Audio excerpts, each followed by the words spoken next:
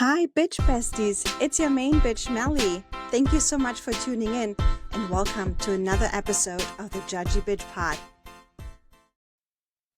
Hi, bitch besties. Welcome to a new episode.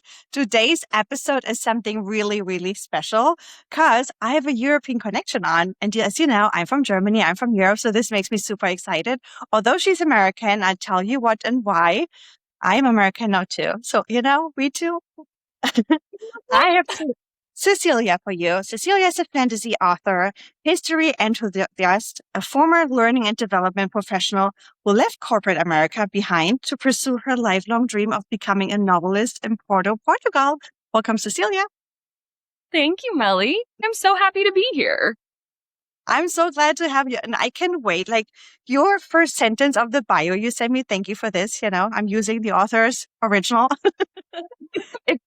It's just so mind-blowing already. I want to hear every bit of it. So I can wait to dive into this with you. But maybe let's start with a little icebreaker. How do you and I, tell my bitch besties, how did you and I connect? How did we find each other? Oh my gosh. So a few weeks ago, I shared on my TikTok that I had recently got ghosted by a podcast I was supposed to be a guest on. It truly was the day of. I got ghosted. And so I shared that. I do try to share a lot of my writing process on TikTok and on Instagram. And usually it's all of my successes, but I thought might as well just share this one because it's the realest. It's like the real deal of the whole process. So I was bummed. And then I just asked for a shout out and just said, if you know anybody. And my best friend back from Nebraska, Molly, she actually connected us. So that was just awesome. And obviously Molly's amazing and she's had so much fun, felt like doing podcasts with you. So I just thought it was going to be awesome. Oh, I love that so much. Molly is my favorite. The bitch besties love Molly. Whenever I have Molly on, I get so much positive feedback that we just vibe and we just get along. We're literally besties, although we never met in real life. I mean, honestly, who can beat her vibes? Her vibes just in general are just amazing. I know. And she's dropped it gorgeous. And we actually connected on TikTok when she posted a funny TikTok about bangs. And I mean, this girl, her bangs, her eyes, she is just, I love her to death. Yeah, I get the bangs. But I also love that you keep it real on your TikTok. I love that very much. And my bitch besties are very aware that I also keep it real here on the podcast. You might hear Peanut and Pixie barking in the background, me losing my train of thought. That happens. I'm in perimenopause, who can blame me? So, exactly. I love keeping it real. But let's start with you leaving corporate America. Tell my bitch besties and me, because I'm very nosy and curious, what did you do in corporate America? I mean, what did they do to you that you wanted to leave? I love that you said, what did they do to you? Because yes, sorry, but yes. So my most recent job that I had that I left that I just wanted to set things on fire and just quit in a fit of rage. I worked as a professional development trainer for a medical staffing agency. And I would create all these trainings to have and help people become effective managers and leaders. And I'm just going to be honest, I did not respect a single person I worked with. I had to do a lot of sacrificing on what I thought was an effective leader, and say some things that I didn't necessarily agree with, and take some routes that I wasn't okay with.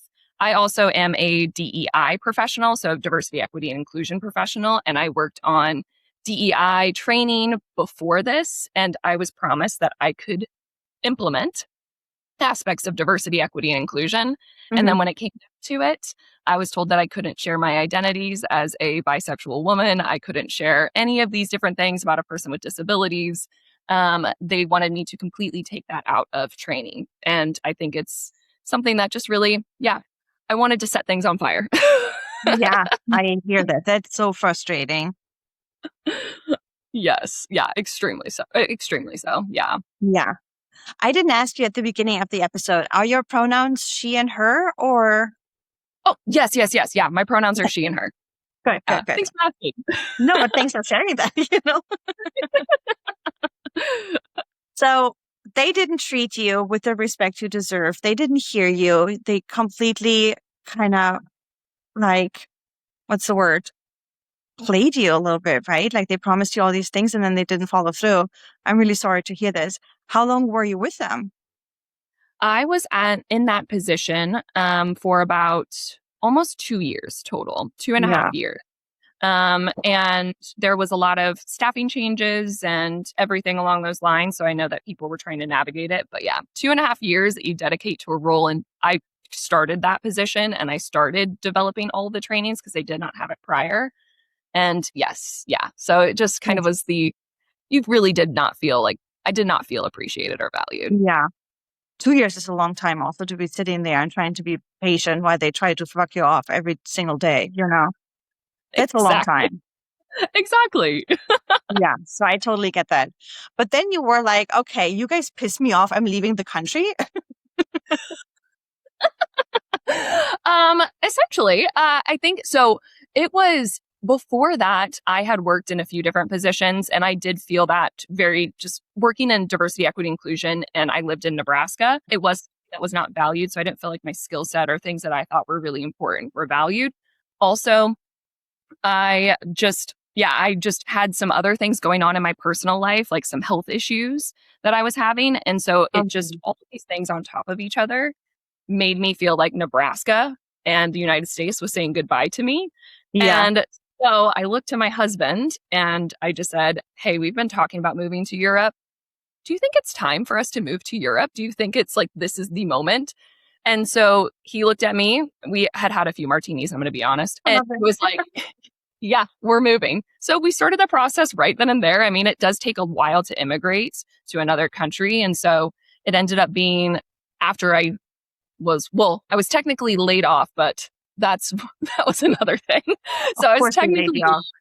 right, exactly. Yeah. I was technically laid off, and so then since we had to wait for the overall immigration and our visa, it Yeah. was about a 2-year process until we actually were able to get here. So I worked as a fitness instructor in that meantime and started writing my book a little bit. I love that. What a supportive husband. Where do I find one of those? No, Nebraska? right? Where to go? Apparently. I mean, he might be a diamond in the rough. Molly has a wonderful husband too, so maybe it is Yeah. Nebraska. That's the secret sauce. Okay. Is he European or how did you come up with the idea of Europe? He's not European. He was born and raised in Nebraska, but he did serve in the military, so he was kind of all over the place, and just he likes to travel.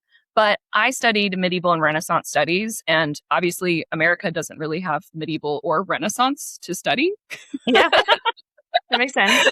So Europe was always the place that we were going to for me to go to some of the sites that I had studied during my degrees. And so when we thought about where we're going to go, I wanted to go where the history was, where the things that inspired me and the things that I was really interested in. That makes sense. That makes total sense. But why Portugal then? And not like Germany where the castles are? Does Portugal have a lot of castles? It really doesn't have a lot of castles. There are some, but not anywhere to what Germany has. That's for Yeah. dang sure. But overall, we went to a few different countries over the course of about Yeah. 5 or 6 years. And we were testing out and just seeing if we could actually live in a few of the different places. And Yeah. when we came to Portugal, oh my gosh, it just was like, especially Portugal, when we came here, it just was that come to Jesus moment or whatever you might want to Yeah. say. Where angels were singing and we're just like, this is the place where we need to be. Yeah. And to be fair, if I had the choice between Germany and Portugal, I would pick Portugal too. For the weather I mean, alone. the weather, oh my gosh, is amazing. And then also I feel like German is actually easier for me to learn than Portuguese has been. I've been trying to learn Portuguese since we moved here. And my brain keeps going to German because I only did like a semester of German. But every time I try to speak in Portuguese, for some reason, now German's just speaking to me. Oh my God. German is such a tough language to learn. Oh, That means it really something when you say it. Wow. So how did your family and friends react when you told them, well, bye, America, I'm moving to Portugal? Were they like, do you have a heat stroke? Like, are you okay? Or were they like, yeah, we come visit? Like, how was the reactions? I think a lot of people thought that I was honestly, it was like a little boy that cried wolf. They thought I had talked multiple times about wanting to move abroad my whole entire life. And then when I finally said it, they're like, yeah, we'll see. This is probably not going to be the case. And I don't think my mom believed it until I was packing up my house. And then I went to her house to drop off something, and she was just crying. She was like, oh my gosh, you actually are leaving. What is happening?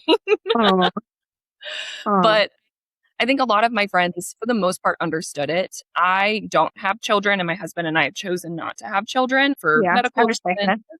Yeah, Yes. Oh, like so many different things. We're just like, no. And so Nebraska is really great for raising families. It's so great for raising families. And so I know that people were just aware that we were going to need or want to move because our surroundings just weren't conducive for our lifestyle. yeah, yeah. I respect that. I totally get that. And it's one of those weird things when you say you don't want kids, people always go like, oh, you'll change your mind. And it's like, fuck off. No. And by the way, I'm Yeah, allowed to change my mind, but it's not up to you to determine that. seriously, fuck I love off. that. That's what I say so many times to people. Yeah. What was the biggest surprise for you starting over in Portugal? Oh, just honestly, some of the little things. And I'm sure that you probably also experienced this, but just the day-to-day aspects, like where do you go to get your groceries, and then also even picking out different things, and it's a language that I don't know. Well, I do know to a certain extent, but I'm not fluent in it quite yet. And then also just navigating so navigating just our day-to-day things and essentials like healthcare and those elements. Yeah. But I think the other thing that became a huge adjustment point for us was we have so much more time in our day I love that. because we don't have I love my family, but my family is so involved in our life. And his family is also involved, and they all lived in Nebraska. And so we now have all of this extra open time to be very, very purposeful in what we want to like spend our energy doing or who we want to connect with. I love that. That's awesome. That's very awesome. And I know you like to keep it real. So I bet when you follow a bunch of people who, moved abroad, everything is always, sunshine and rainbows. What is something that you would want to share with people who are also thinking about moving abroad to kind of like tell them it's not just sunshine and rainbow? What's like the toughest thing you would say to keep it real? Oh, to keep it absolutely real, it it was extremely expensive. It is expensive, and it's a lot of money that you have to throw at this, and it's the initial shock of it. But then also the other thing is navigating a completely different culture and having to try to get rid of your American brain, especially the American brain where we're like, we want to optimize everything. We want things to be done. We need that instant gratification. So especially for Americans moving abroad, keep that shit at home or else you're not going to be happy. Yeah. Because Yeah. we even had water damage come into our house, and that's was in December, and it's still not fixed. It's just a slower pace of life. Oh, yeah. Only been 8 months, Yeah. Yeah. That's definitely they're ahead of schedule. Yeah, I get that. The culture shock was probably real.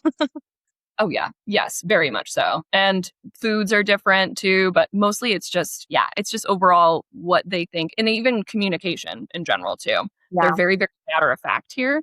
So Yeah. if you conversation and you're not doing it very literally, they will just take a step back and be like, no, I need to literally know what you're saying here. Yeah.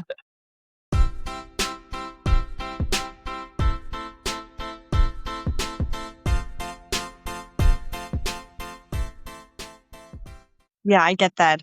I actually did an episode on that. Obviously English is not my first language. German is my first language, and I learned English much later in life. And I did an episode on that because sometimes I feel like so small when I come in a group of new English speaking people and I ask ChatGPT, why do I feel so small? I'm usually pretty confident. I do want to work on my confidence, but why is that? And ChatGPT pretty much explained to me that it has to do with the language barrier. Although I'm pretty fluent in English, it's still, your mind is not 100% in English. My mind switches between the language a lot, and my personality. I'm so sorry I can talk today. Friday morning as usual.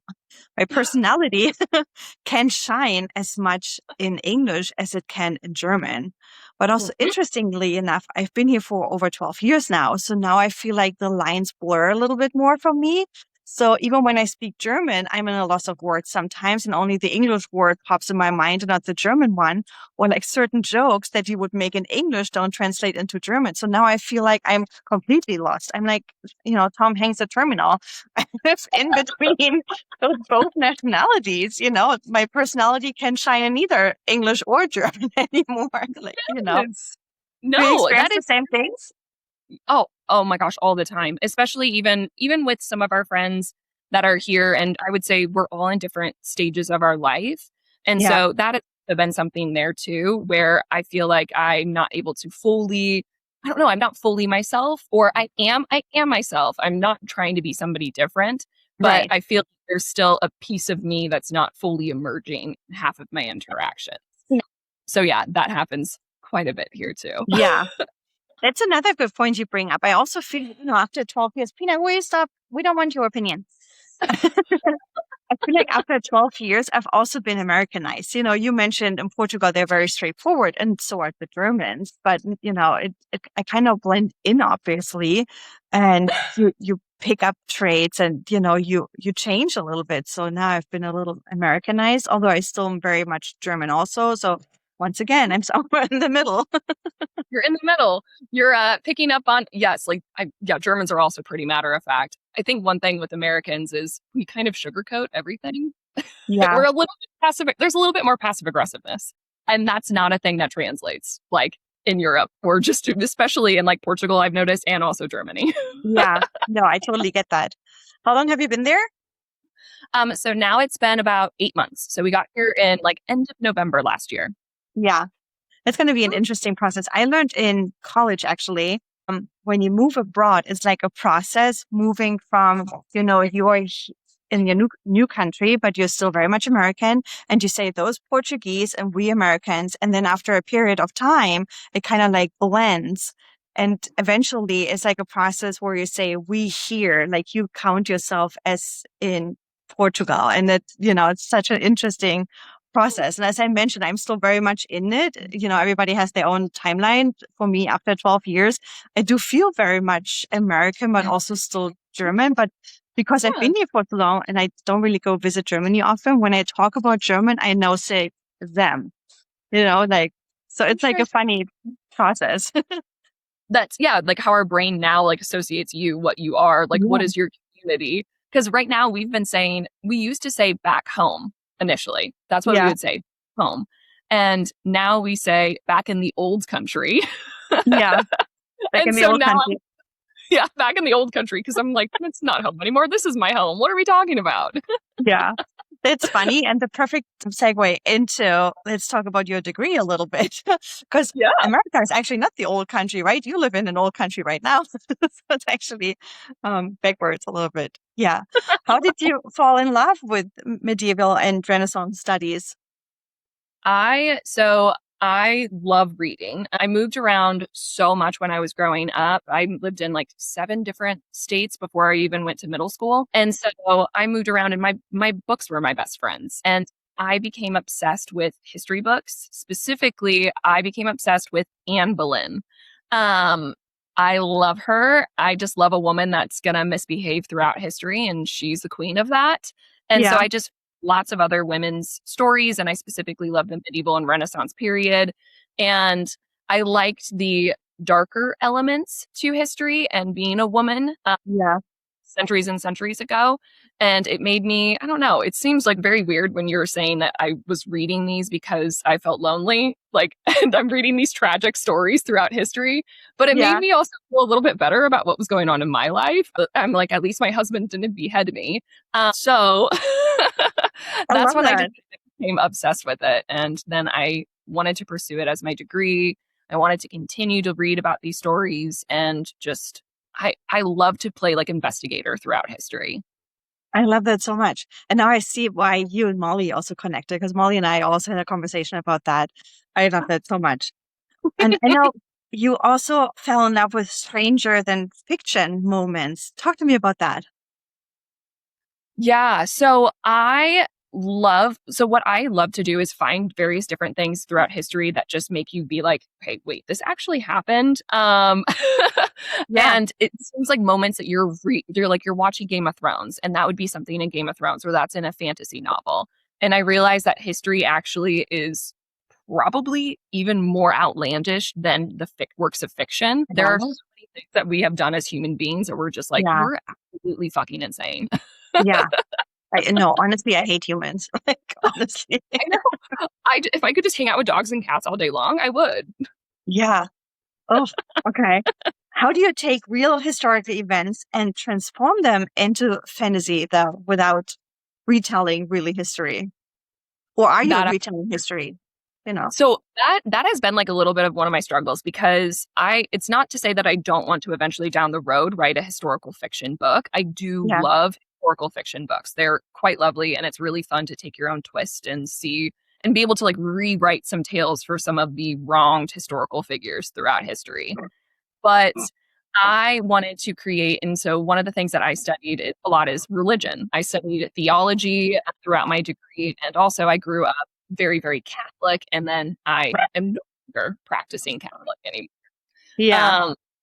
So within my book, I do have a lot of aspects of the Reformation and some various different periods of religious unrest that are in my book. And I just basically created my own religion, but I still have some Oh, random thematic elements that are central to the plot and our characters' development and just overall the world that we're in. But it is in like kind of a high fantasy medieval space, but still with the thematic elements of religious unrest.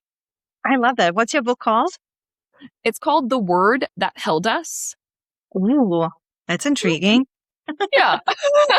The word is one of the pieces of the religion. So it's like there's a triad. So it's the word, the flame, and then the veil.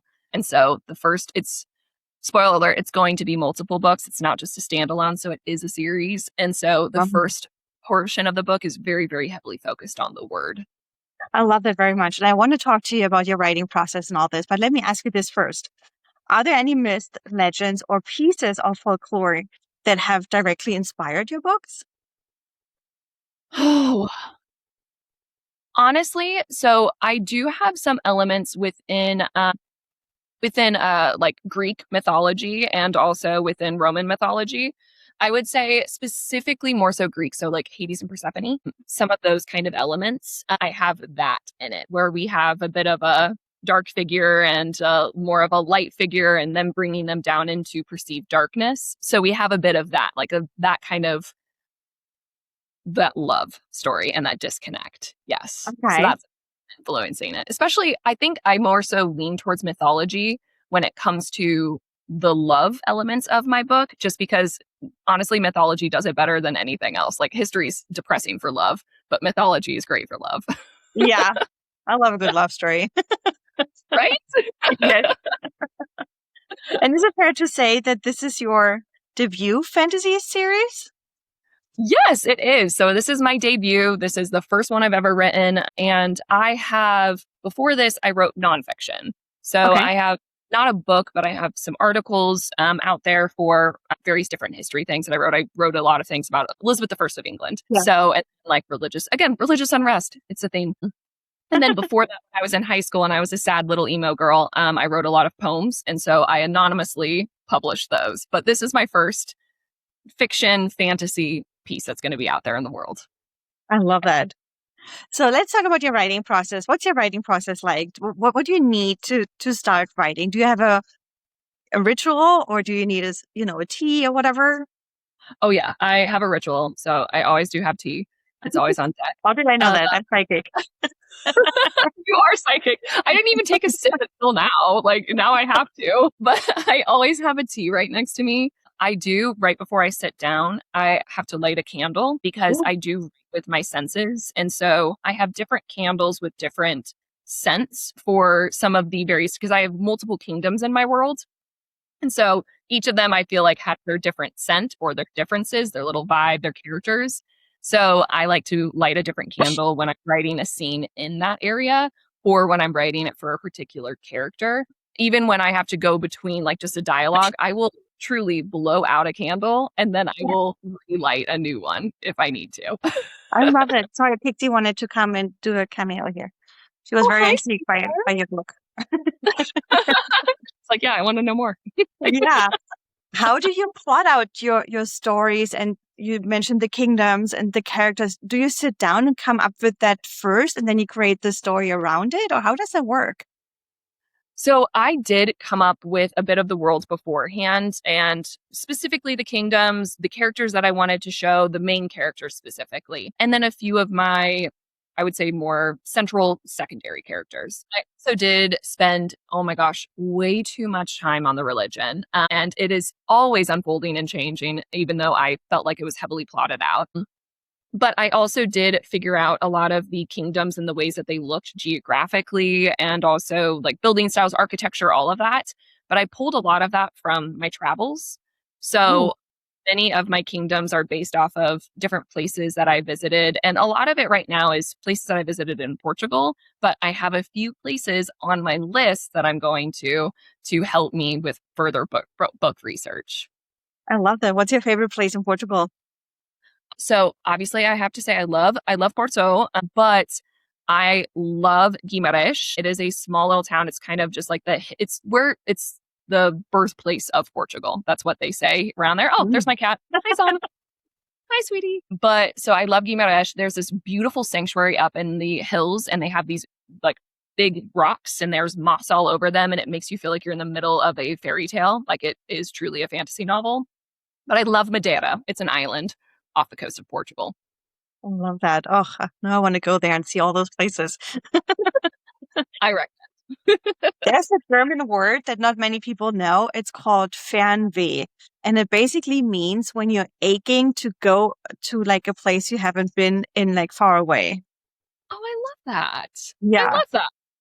So when you're mentioning all those places, combined, of course, with the storytelling, and obviously you're a very good storyteller, my mind goes to like, oh, I want to go to those places. I love that. I love that word too. I wish that there was something like that in English. I know, right? Do you ever get a creative roadblock, and how do you overcome that if you do? Yes. So recently I actually have had a very huge creative roadblock. So I gave myself 6 weeks to finish my debut novel, and I am 6 weeks currently, only. honey, I don't even know what the fuck I'm thinking. Yeah, no pressure. Yeah, no pressure at all. Everything's going great. I'm not losing my mind. But No. so I've just finished week 3 and I'm over halfway done. So I need to meet like 120,000 words. That's my max that I can hit for this novel. And I've wrote about 62,000. So I'm a little bit over halfway. So that's good. Wow.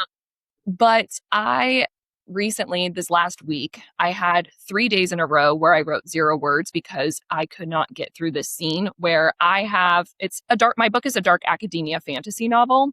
And so they have to go through a trial or a rite in order to then attend the academy. And so I'm writing out this scene. I'm trying to write this first introduction to these pivotal religious characters and to the rite itself. And it's supposed to be like steeped in like mythic, like mystic, like it's fantastical. It has so much magic, and it's the first introduction also to the magic system as well. And so, yeah, it took me forever. And then I can't write dialogue for shit, which is ironic since I talk all the time. Like I Yeah, can't stop talking. And so for some reason I can't dialogue. So I've just started doing a little blurb where I'm like, insert dialogue here. And then I love that. I write a little comment to myself. I'm like, sorry, future Siege. I love that. That's genius. But Would you yes, ever seek help with writing? what- Like, like a co-author? Would you ever do that? Or do you think you will just revisit and then, kind of like spit it out? I think with my second draft, I'm going to go and revisit because this is just my first draft. This is just me Yeah. telling the story myself. I've had a few, well, actually, Molly's reading it chapter by chapter. Yes. So, yeah, she's like, I love her and that. my friend Elena are the only people that have read it. And they've given me really good feedback. And Molly sent me a text message last night and was just like, Yeah. I'm in awe of you always. And so, it's been making me feel better. And by Oh, sharing that, I think that helped me realize that, yes, the first draft is still good. It's still going okay. I can push through. And then the second draft, I can make it more perfect. yeah. Yeah. But I Are mean, you who knows? Down the road, I might want to write with somebody. I've seen a few people actually write it chapter by chapter in different point of views. And it's really cool the way they do it. Like the Twisted Sisters that wrote like Zodiac Academy. Aria Ashbrook has a few different ones. She's an indie author, and they are two women that write that. And they're amazing pieces of work. yeah, absolutely. Are you planning to have an editor too? Yeah, so I am still in the process where I'm trying to figure out if I'm going to do the indie publishing route or if I'm going to try to pursue traditional publishing. Um, I What don't does the think first one mean? I don't know what that means. so. Indie is like you by yourself. So you're an individual publisher. So you Gotcha. just like Hmm. self-publish. Yeah. So a lot of authors will do that and they'll use like Kindle Unlimited to Hmm. get their works out there. But obviously you have to pay and you have to have absorb that initial cost and hopefully recoup the cost with selling your book. And with a traditional route, you find a literary agent and then a literary agent submits you to a publishing house. I have no feelings either way of I just want to get my story out there, but I want to pursue and try to pursue both routes. So if I end up doing the traditional, then I would get an editor through that way. But Yeah, if I did individually, oh my gosh, I would hire I want to support like some new upcoming editors because I'm new in this process too. So I've already started flagging people that I would like to work with in the future. I love that. And I know you mentioned you gave yourself, a lot of time of 6 weeks. So much time. Do you have a date in mind when you want it to be published, like a publishing date, or do you leave it open to see which route it's going to be? I am a person that I need deadlines. Mm. I work under procrastination. I'm a procrastinator, so I work under pressure. If I don't give myself that pressure, even if it's just self-imposed, I will never get anything done. Yeah, Um, I get so that in the same way. okay, good. Glad. I feel seen. I feel heard. No, 100%. I mean, our episode, it's 9 o'clock my time here, and I prepared for it yesterday at 9 p.m. So, Exactly. Exactly. I would have done the same. I probably would have woken up at 6 a.m. and then started preparing then. yeah, I've done You're that too. ahead of me. Okay, so I would like if I'm doing like I'm publishing it myself, I have a lot more flexibility and so I can really choose that date. And I would like to publish it by December of 2020. Wait, what year is it? Is it 2026, 2027? It's 2026 right now. Yeah, Okay. Yep. Okay. That's good. That's really good for me. Anyways, so December 2027. That's when I would want to publish it by. And I will in beginning of 2027, if I end up choosing that I would like to go try to the traditional route, then I have to start querying for literary agents probably in the spring. But my book probably wouldn't be out until years later because it's dependent on publishing houses and their deadlines. I love that. And you know what? You could also ask Molly how the stars look for you if there's a better month to do it, because I I know right actually now we're in the fire horse year, and that's why you probably have fire under your butt and you get it, get shit done. I don't know what next year is. Molly will know. Ooh, okay, yeah. I'm gonna have to do that. Molly, she's just the sweetest and just in general. Before I left and even like right after my sister got married and everything, she created all of our little star charts and created little fun Oh my booklets for God. us and everything. And so she even gave me a journal, and so I've been using that, but I need to have her just look into it. I haven't thought about that. So that's a really good call out. Yeah. And she is usually spot on. She did a reading for me here on the podcast, and I was floored, like literally. I was like, how do you do that? Witchcraft. Absolutely. It's witchcraft. 100%. We're all witches. Yes, we are. I love that. Well, I'm a bitch and a witch. There we go. Uh, what better combo? I know, right?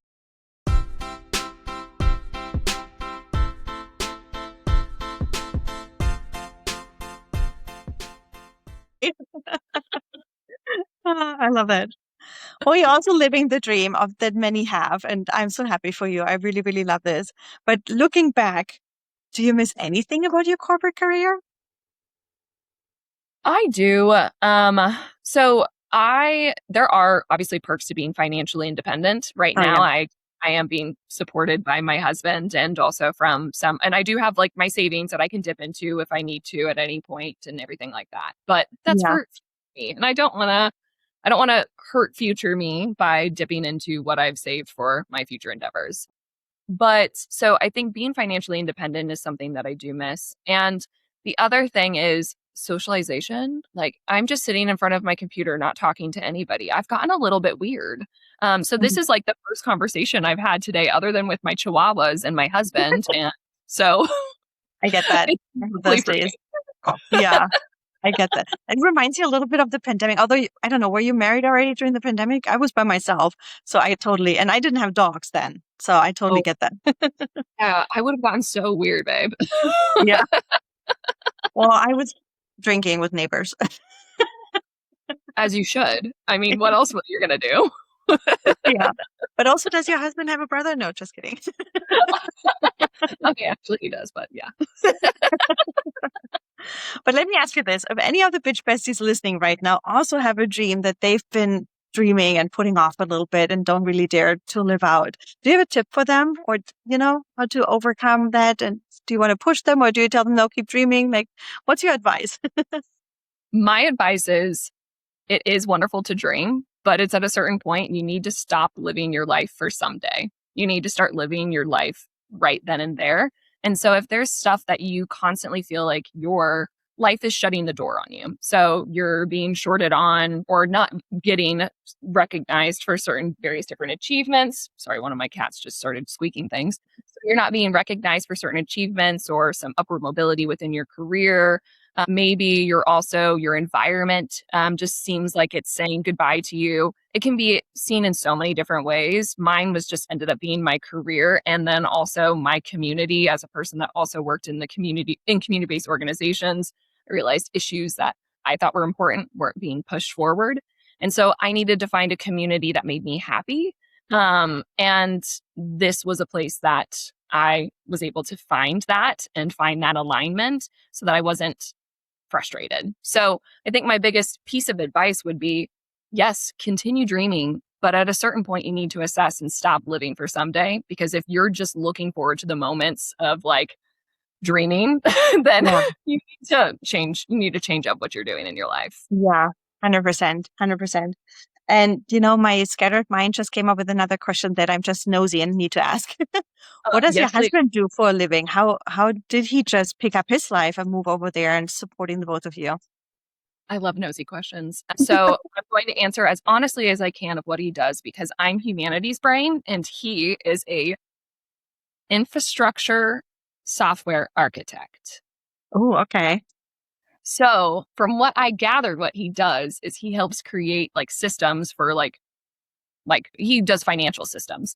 Yeah. So is that you can pay off loans and do all that stuff. And so he helps and looks at the architecture level of these systems and makes sure that they're secure and that they operate functionally. Yeah. So he's also working from home then, I assume? Yes. So yeah, he works from home. He has his little office downstairs, and then I have my little nook up here. But yeah, he works Okay. from home. And he's very, very introverted. So this is much preferred for him. He would never go into the office ever. Yeah. Oh, that makes sense. And that probably also helps with your creative writing process. You don't have to kick him out the house if he keeps for himself in the basement. Exactly. He just stays down there. And then he'll come up. Sometimes he loves to walk up here and just say, "Hi, how are you doing?" And then I'll look at him and be like, "You motherfucker, I'm writing right now. Please go back downstairs." And then he'll just like walk down the stairs all sad. I love that. Put him in his place. I mean, he's trained well. I love Yeah. him. I love that so much. Oh my God. But talking about dreams, coming back to the original conversation we had, what is a genre you dream about writing within your lifetime? Oh, so yes, I like obviously this one's dark academia fantasy, but I want to write historical fiction. I do want to write historical fiction at some point. Specifically, when I first started writing in high school, I used to write just kind of fan fiction of various different books. But I would always make it in the Tudor world. So like Anne Boleyn and Henry VIII. Yeah. So time when I was in, oh my gosh, I think I was in seventh. No, I was I was in high school. I was in ninth grade. I was a freshman. I wrote a fan fiction of Twilight, but Oh, it was Henry VIII and Anne Boleyn. And so it was like medieval vampires. And oh like my that. God, that sounds intriguing.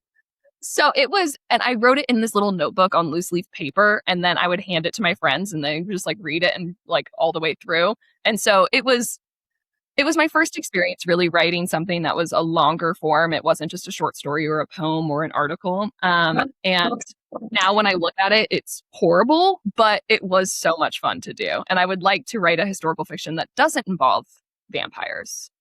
Yeah. Wow. It's also incredible how the dogs manage to play the most they've ever played with each other and every single toy they own during the 40 minutes we've been talking. It's incredible. Tina, where you stop? They know that I love dogs. They're just showing off. 100%. 100%. 100%. I wanted to ask you two questions. First question is, I assume you also watch a lot of Netflix and movies and anything within your genre's world a little bit. And the second part of the question is, would you be open to ever filming your book? Like if somebody from Netflix reached out to you after reading your book, hey, we want to make a series out of it, would you be open to that? Oh my gosh, I feel like that's always the dream. Whenever you create, like, whenever you write something down, just being able to see it physically represented is just, it's been living in my head for so long. And just even thinking about having character art done for my characters, I want to cry. Like, because it's the little imaginations where I've basically been hallucinating for years and years and years about these worlds and these people. And now actually seeing them out there and other people can see them too, that's a dream. So if that could happen, 100%. I love to watch, I love Game of Thrones, House of Dragon. My absolute favorite movie of all times is Lord of the Rings, and I watch the extended cuts. I am a huge fantasy nerd, but I also do love watching various different historical fiction shows. So there's a lot of ones about the Tudors and Mary Queen of Scots and everything like that. So I watch a lot of that, and I obviously watch Bridgerton because duh. I was just going to ask you about Bridgerton. How do you feel about Bridgerton? I guess you're obsessed, like all of us. Oh my gosh, I love Bridgerton. I truly, just the ability to think, I love that Shonda Rhimes made it more diverse and Yeah. created this different telling of the tone during this time. And so I just think that different like creative direction that she took was really Yeah. impactful and makes, I think, these stories even better. Because I read the books before I even watched the series. I read Oh, the you books like did. you. Yeah. And so even just listening to it now and reading it, like watching it now, it's so great. I do have like thoughts on Francesca, though, and the differences in her story. But I still am excited to see how it's going to play out to have an LGBTQ focused Yeah. season. Yeah. Molly and I did an episode on that. Oh my But also, Shonda Rhimes, if you're listening, Cecilia has notes for you. yeah. Lots of this. I love it.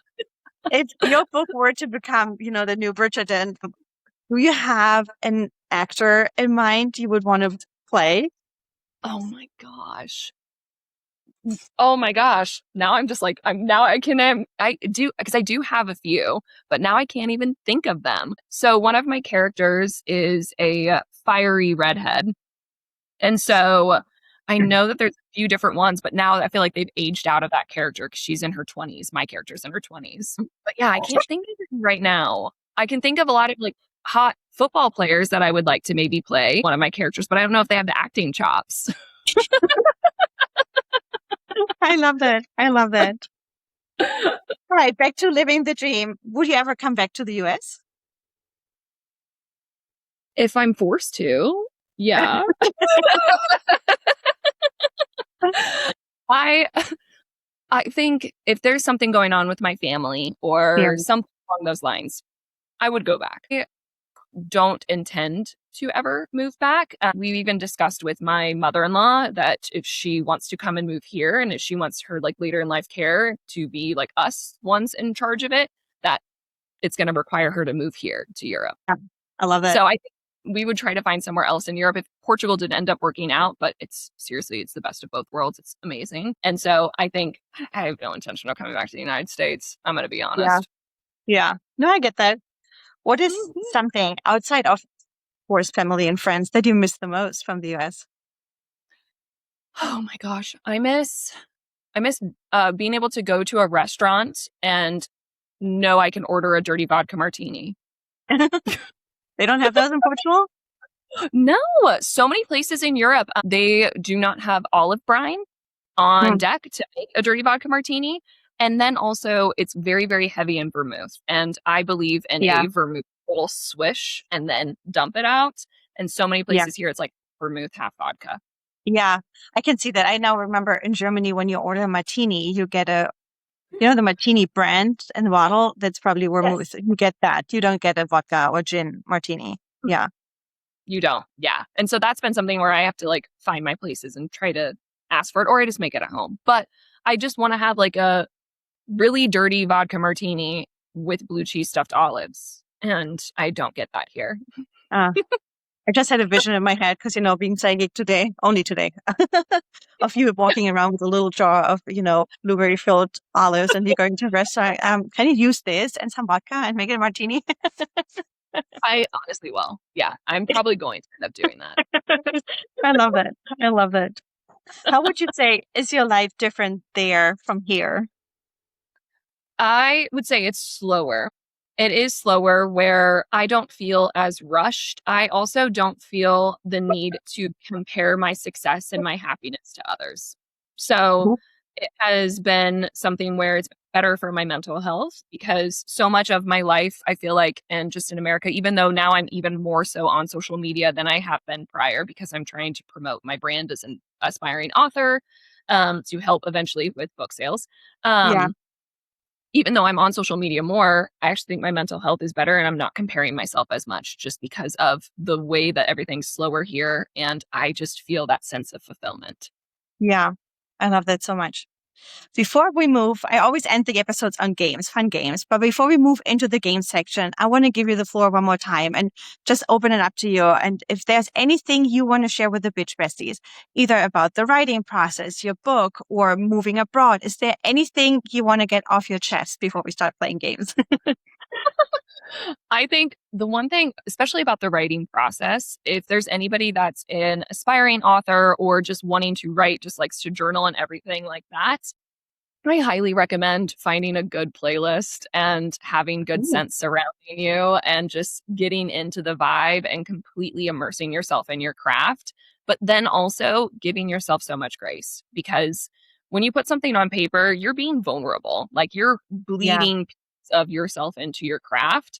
And there's aspects of my own trauma, my own things from what I grew up and what I've experienced in each of my characters. And so there's a moment where I feel like I'm not doing justice to the character because I'm so connected to it. yeah, And I just take a step back and be like, hey, you know what? So many other people aren't writing. People want to write and they don't have the opportunity to do it. And so I just give myself a lot of grace and then just kind of breathe through it. But yeah, I yeah. think it's also therapeutic. So if you are just struggling with something, just write up and make up a character to help understand yourself. I love that. That's great advice. That's great advice. What's on your playlist? Oh, so many. My husband calls it like weird. I don't know. He calls it emo, sexy fantasy boys. So I listen to a lot of kind of more beats and stuff. What is the one that I've been listening to a lot? But on a day-to-day basis, right before I start writing, so I'm like thinking I'm that bitch and I'm getting like super excited and pumped up. I always listen to Tovlo, which makes no sense to some people since Tovlo is kind of sad. But I think she's also like, she would be my best friend. Well, Yeah. hopefully. Thanks, Tovlo. Love you.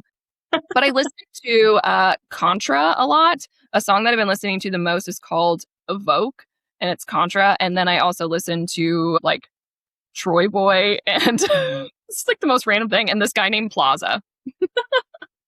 Okay. I don't know any of them, but sounds good. I Yeah, got they're excited when you said emo. I know it's very, very. They're very obscure. Very obscure. Yeah. Love it. Love it. All right. Are you ready to play some games? Yes, I am. Okay. The first game is called, I should tell you that I use ChatGPT to create games for me, and I call him David. But I had somebody on the podcast who told me they call it L because AI looks like L. And I love that too. Nice.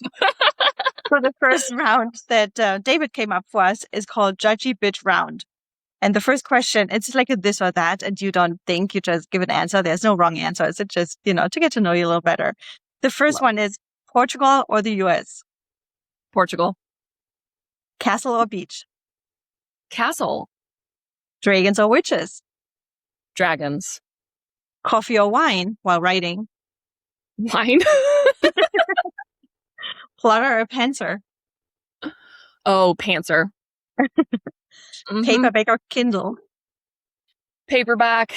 100%. Historical fact or hysterical myth? Ooh, historical myth. Ooh. Villain or hero? Villains, always. Wait. What's one overrated tourist attraction? Oh my gosh. Overrated tourist attraction? I'm trying to think of one. Now, there's so many that I think of right now that I'm just like, which one? What is it? Oh, Edinburgh Castle. Ooh, okay. Edinburgh Castle. If you go inside, never go inside. Just hang out outside. Edinburgh Castle looks like it's a small world after all inside. It was horribly renovated and redone. And they did a horrible job on the historical, preserving. Oh, interesting. That's a hot take. What's one historical figure you'd love to have dinner with? And what would be your first question? It would be, actually, even though I love Anne Boleyn, it would probably be Catherine Howard. And then I would ask if she actually had an affair with Culpeper. Oh, yeah. We all need to know that. I love it. All right. The second and last game. It's also a quick one. What's in your writer's bag? David called it. So what are 3 things you can write without? Oh, what I can't write without. 3 things. I have notebooks. So notebooks galore. Then obviously I have my headphones and a good playlist, and then my laptop. But if a laptop's not included, then I would say I always need a little bit of a snack, and it's probably some form of cheese. Oh, I'm a cheese girl too. I love that. Oh, that's like that. If I just go into my fridge and if I have a block of cheese, I'll just eat from the block. It's disgusting. I'm feral, but whatever. Yeah, I'm the same way. Same way. I grew up in Berlin, and it's very close to the Polish border. So my parents used to take us to Poland. Right behind the border, there's like a market, where you can buy random things. And back when I was a kid, we used to buy a lot of CDs and cassettes there and T-shirts, but they also always had a cheese stand somewhere. And I was always begging, can I please have a cheese? And because we were walking the market, I would just get the block cheese and eat it while we were walking the market. So I totally relate. I'm going to have to do that because there are cheese stands here. So now I feel like that is a new thing unlocked. So I will keep just carrying around cheese and just eating it. Yeah. It's finger food. Exactly. I love that. Cecilia, I had so much fun with you. I really enjoyed this episode. I can wait for the book to come out. Please share it with us once it's out. I'm happy to shout it out on my TikTok and Instagram or wherever. But shout yourself out before we go. Where can people follow you, see you, find your work? Lay it all out, please. Yeah. So you can find me on both Instagram and TikTok. I do have a Facebook, but I'm not very active there. My profile, my username is author.Cecilia J. Prussa. And so you can find me on those. I'm probably a little bit more active on TikTok, but I am also on Instagram. I love that. I love that. Now, obviously going to tag you when I'm posting clips of this episode, and I can wait for it. Bitch Besties, do me a favor. First of all, come back next week for the next episode, but also go follow Cecilia. While you're at it, follow the Judgy Bitch Pod on TikTok and on Instagram. I also have a Facebook that I'm not active on, so same. Please share this episode with all your friends and families. Make them follow Cecilia as well. And don't forget to rate and subscribe and review. And I'll see you guys next week. Thanks for listening. Bye. Thanks, Bitch Besties, for listening. Make sure to follow us at the Judgy Bitch Pod. And hey, spread the word. Tell your friends, your ex, your dog walker. We'd love their support. Want to be part of the show? DM us your feedback, hot takes, or unapologetic opinions. We just might read them on air.